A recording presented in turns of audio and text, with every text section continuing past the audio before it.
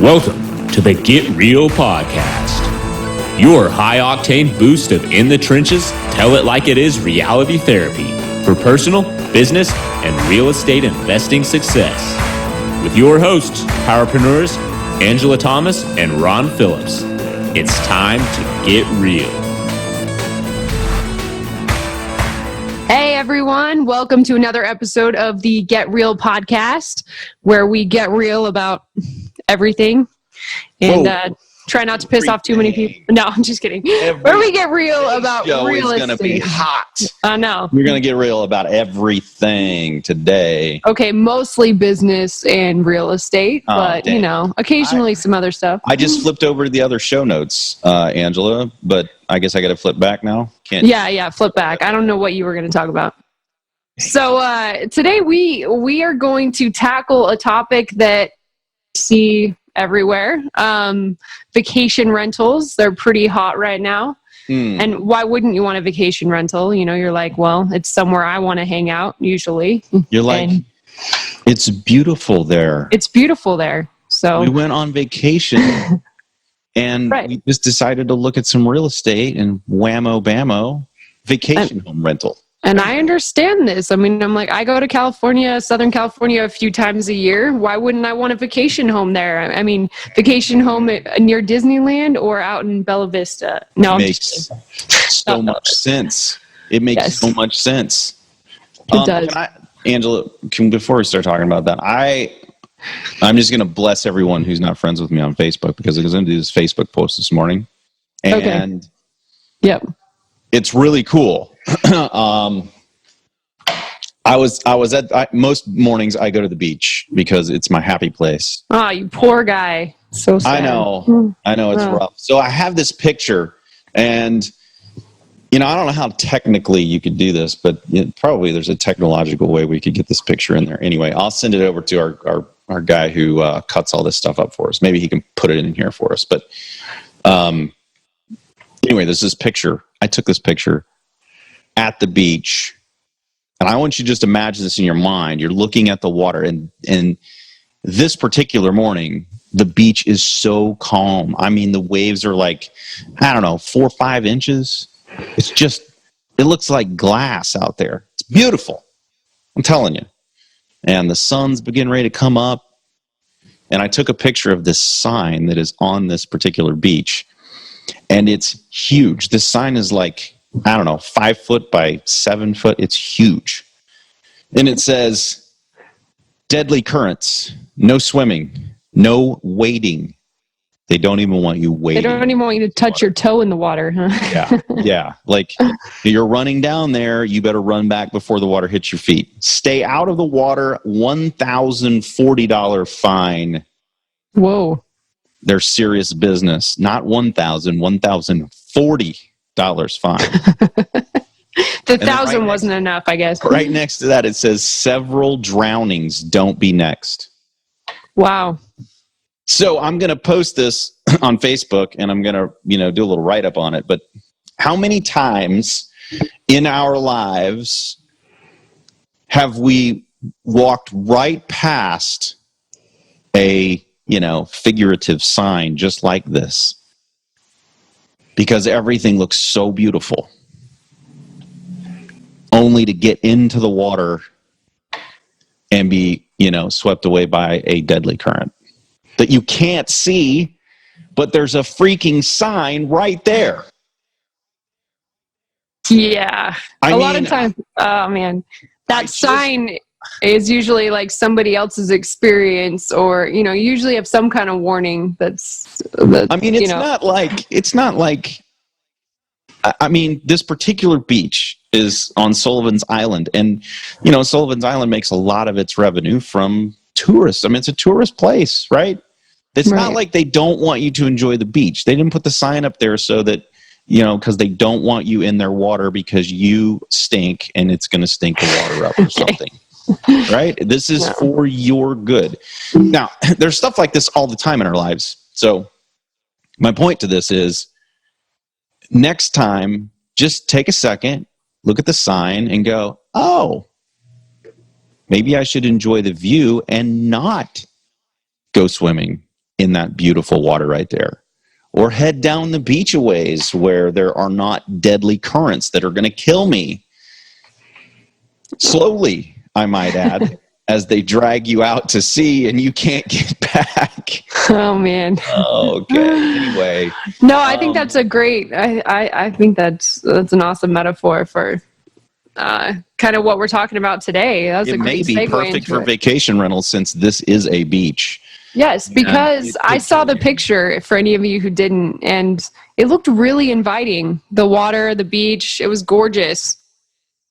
And rental property or vacation rentals, man, they're so much sexier than the boring ass rentals that we sell out in Indianapolis. Oh gosh. Well, I thought Birmingham, Indianapolis, and other places in Indiana are vacation places. Are they? Oh, really? Yeah, is that where you go? Sold was vacation destination. No, I don't think we sell any vacation destinations. I would not go on vacation to any of the places that we sell. Not even Kansas City? No. I've heard about the ice storms. Man, I ain't going there. So yeah, these are so much sexier. We kind of mentioned at the beginning. So first, we want to go through why they're so sexy. And you probably already know. You've probably seen this everywhere online. And I don't know, you may have bought one or thought about buying one. I know I have. And I know Ron has.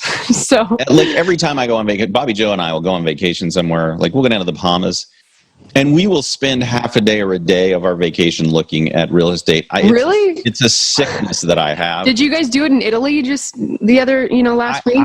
So here's the thing. In America, I just pull up, Realtor.com, and wherever I'm at, it shows me the stuff. I was a little pissed off that Realtor.com was not available in Italy. Wow. But Google is available in Italy, and you better believe I looked up in most of the You did? I was looking up what, because most of them are going to be flats over there. There's houses in the cities. But yes, I looked them up, tried to figure out and I tried to figure out what the rental was. And then I was talking to the guides over there, that we had, our tour guides. And I was just asking them because one of them in Siena lived in the city. Oh, you were in Siena? Oh, I want to go there. So beautiful. Don't get me started. There's other pictures I could. If I had a girl, her name was going to be Siena with one N, like the town in Italy, and I need to go there. Oh my gosh. It's so beautiful. I've seen pictures. Anyway, this guide lived in city center in Siena. Nice. And I was just asking her, like, how much do these things cost if I was to buy a place?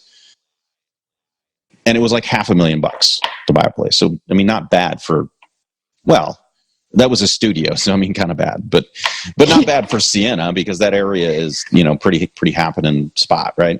Yeah. But to rent that place, it's like $600 to $700 a month. Wow. Just let that sink in for a second. In no way does that work financially. No. I don't even know how the hell, I don't know why anyone would rent it. It's almost as good to just leave it sitting there for the however many weeks you go on vacation there. It makes 0 sense to buy that for any kind of investment. Anywho. Yeah, that's a terrible investment. So to your point, yes, I do. I have a sickness. And everywhere I go, I try to figure out what the market is. And that's because you like to visit that place. So the most obvious pro of a investment or vacation rentals is that it's dual use. You're thinking, all right, I can make money with it and I can go on vacation there and use it myself, right? And this, you have the two angels. This is the devil angel, the red one. This is the one talking to you right now because he is trying to, or she, there is some strong evidence. No, my devil actually has an Australian man's voice. I don't know why. Like Siri. It's weird. Okay. So, yeah. Anyway, it's sitting there going, oh, you know what you could do with this? You could use it.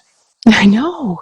And it doesn't matter what the numbers are because you're using it. You're using it and maybe you'll recoup some of your money at the same time. Win-win.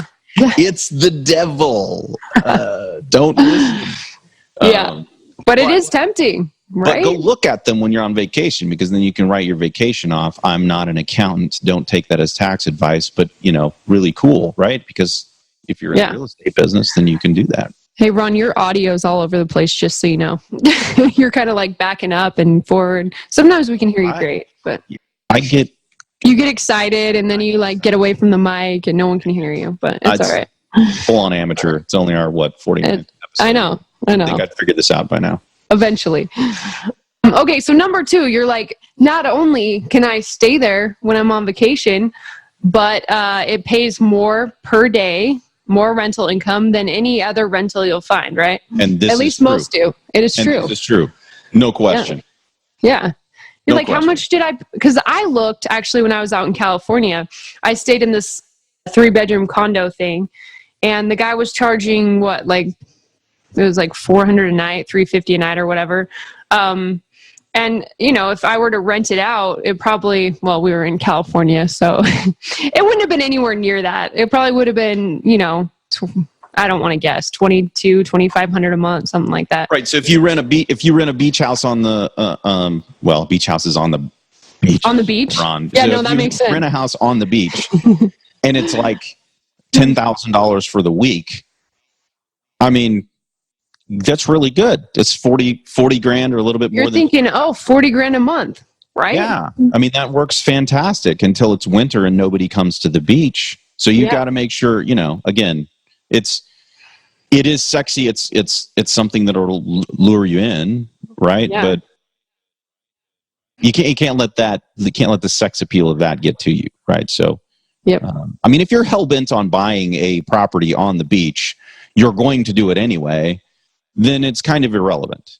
Yeah, exactly. Because you're going to do it anyway. And so that's fine. And if you are looking for reasons to buy a vacation rental, you'll find them. There's quite a few. So now I would submit, as I have in previous episodes, that you run the math on owning a vacation home when you could just rent one whenever you want one.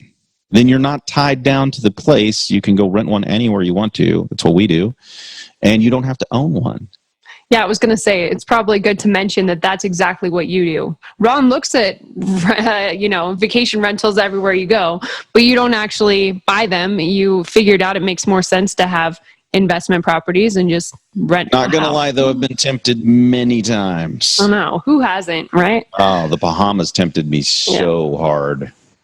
Especially, with these days, everyone, I keep hearing people say, well, it's so much easier than it used to be, which is true. It is true. With all the websites, HomeAway, Airbnb, VRBO, etc. Yep. It does make it easier, but it's also super dependent on your reviews, and you do still have to manage it or pay someone a lot of money to manage it for you. So okay, so that's a good segue into. Look, if you're going to do, obviously we are biased against vacation rentals. Yeah, if you didn't figure that out already, we should have told you. Just generally speaking, a little biased against vacation rentals. Okay, that doesn't mean you shouldn't own one, and it doesn't mean that if you own one now, there aren't ways to increase your revenue, decrease your expenses, manage it better, and turn it into something that could potentially at least cover itself, and then you can go use it, right? Right. And this is not the same thing as Airbnb in places that are not necessarily, the beach. Because I know I have a lot of friends who do Airbnbs in places like, downtown Kansas City, places like that where business people come and they don't want to stay in a hotel. They would prefer to stay in a condo, and the thing is full all the time and they can charge way more rent. That's a year-round rental. Whole different ball game than what we're talking about here. Now, it's not the things that they do to keep their properties full are not different than the things that you need to do to keep your property full at the beach or Disneyland or wherever it is, right? But it's a little bit different because it's not, as Angela so eloquently put it earlier, Kansas City is not a vacation destination. No. But there are plenty of Airbnb properties there. Yeah. Okay, so I want to make sure that we draw a line because you put them on a lot of the same sites, VRBO, HomeAway, Airbnb. You put them on those same sites, different type of property that we're talking about here. Right. I just want to make that clear. And in the event that you guys care and want to learn about Airbnb, I can have one of my buddies who's actually really, really good at it, because I am not, come on here and talk to you guys about it. Oh, we should. That'd be great. Yeah, let us know if you want to hear about that. Yeah. But that'd be great. And if you don't let us know, we'll probably do it anyway. So yeah, because I think it sounds interesting. So and we do what we want around here. I know. If we're getting real, Angela and I do whatever we want. Yeah, so, basically. Sorry. So getting back to that, you've got to have one of the things that will kill you faster than anything else is reviews. So if you get into this and you suck it up at the beginning, you're never going anywhere. But man, that's a big, big hill to climb to overcome horrible reviews. And can I just say there real quick, because I've used Airbnbs and I've stayed in a couple that had some issues, and I experienced a couple of owners that instead of instead of making sure the issue was resolved and saying thanks for letting me know, because I let them know first before I left a review because I wanted to give them a chance to fix it. But a couple of them got really defensive. Kind of like you do when you're selling your personal home.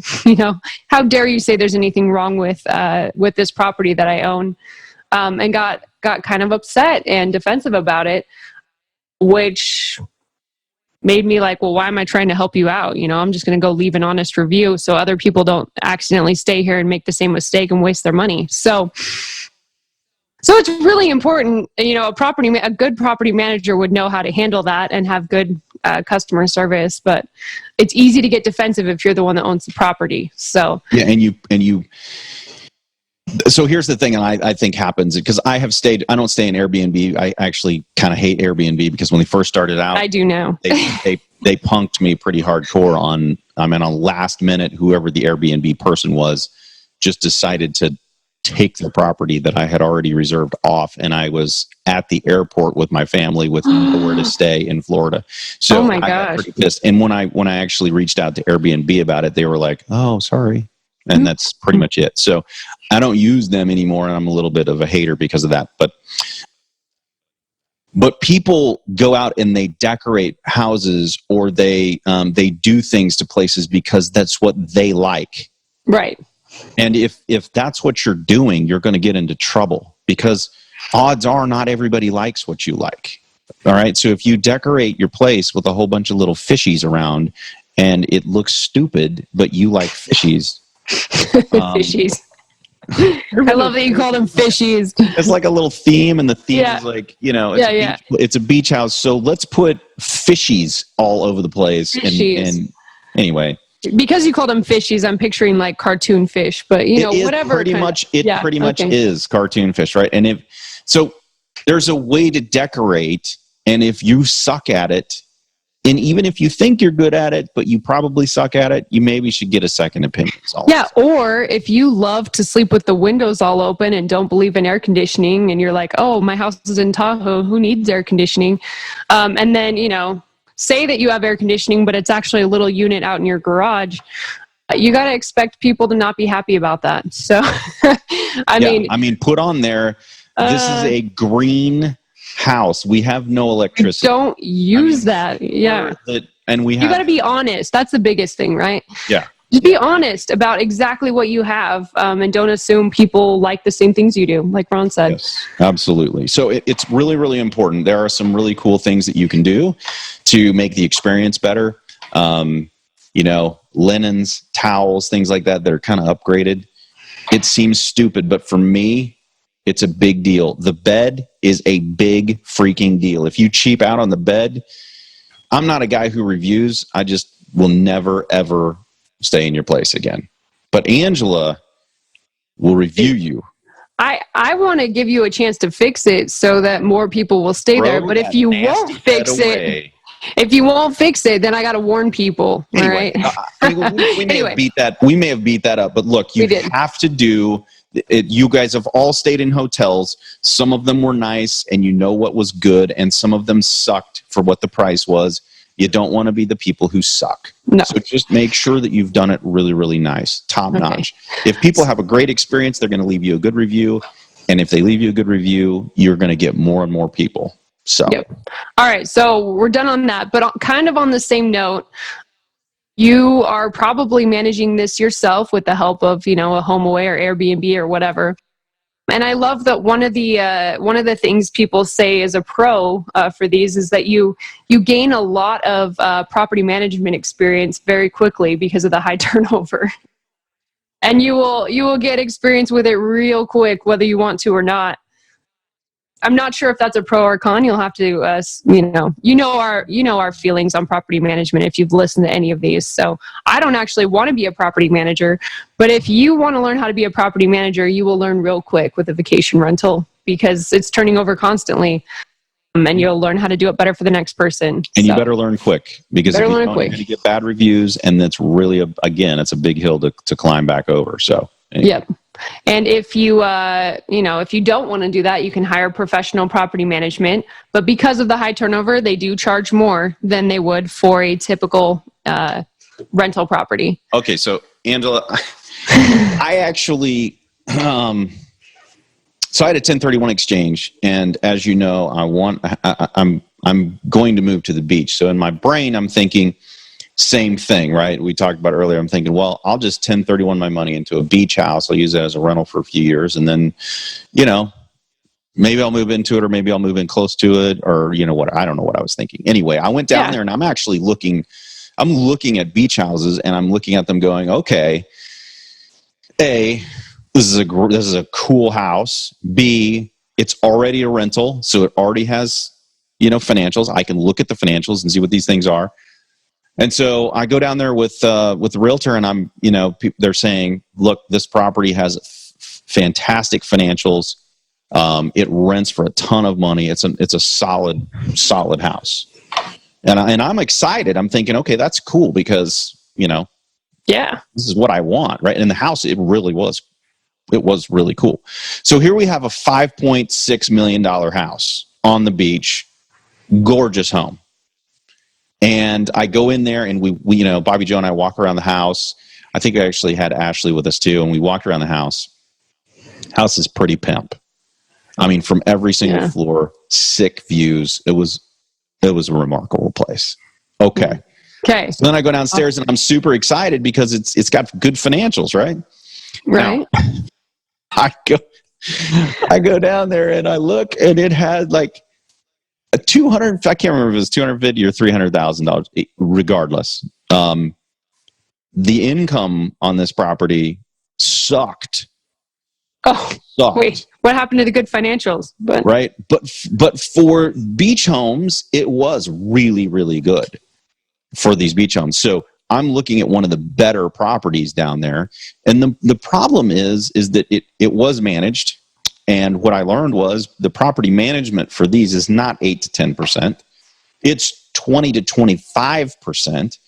And the reason, and of course it is, because like you said earlier, Angela, there's a ton of turnover. There's a lot of work. In addition, these people are there for a week, and they're a little bit demanding when they spend $10,000 in a week. Yeah. They want everything right, and it has to be right. So it's really involved. Well, you take a quarter of the income away from already a pretty low income, and I'm sitting there talking to the agent because it was an open house. So I went down there without my current agent down here just to check it out, right? Yeah. And they're like, "Yeah, the financial this is fantastic, right?" And I said, if I were to buy an apartment building in the Midwest for $5-6 million bucks, my income on that property would be somewhere north of $1 million. And the lady, she just is like, what? I said, yeah, the numbers on this suck.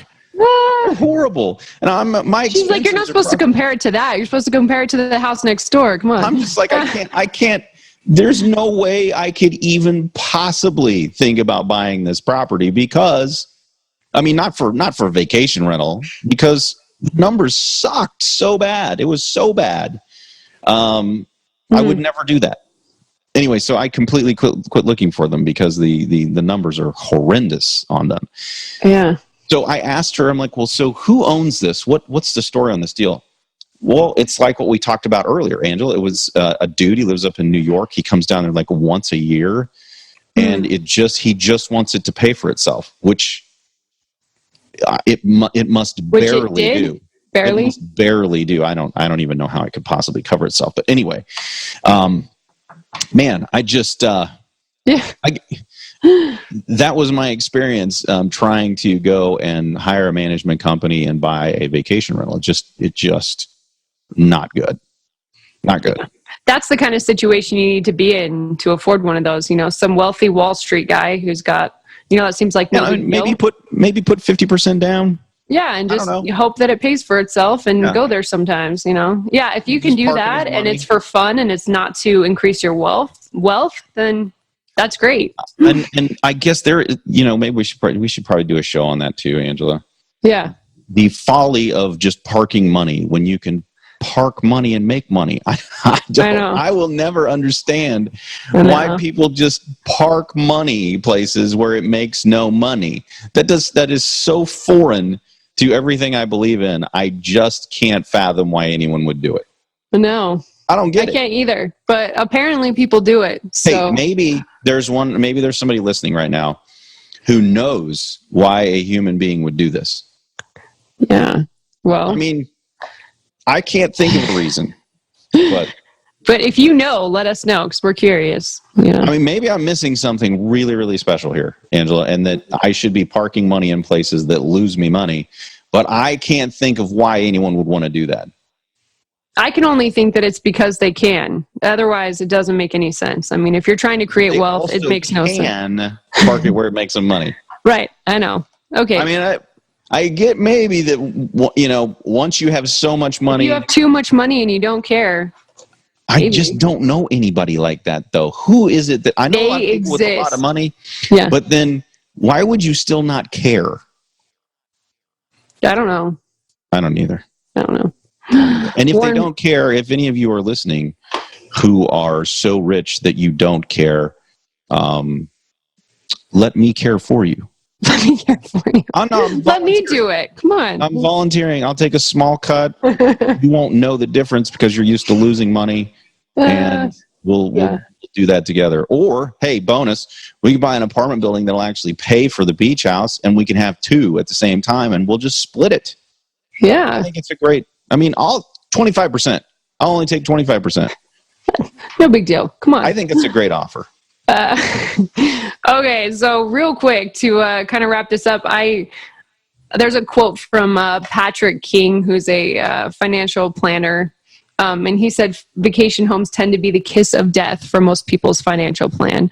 They're not an investment. I mean, yeah, we're basically the point of this podcast for us, if we're getting real, is that most people that we talk to that are interested in vacation homes, they don't want to hear the cons, they don't want to hear the logic because they want a vacation home. So, we just want to make sure people are being honest with themselves about what it is they're buying. and before that, be honest with yourself about what you're wanting. Yeah, thank you. Because Bobby Joe and I really wanted a house in the Bahamas, but when we sat down and said, why do we want a house in the Bahamas? It's because we love the Bahamas. But I can love the Bahamas just fine renting a house down there for $6,000 a week.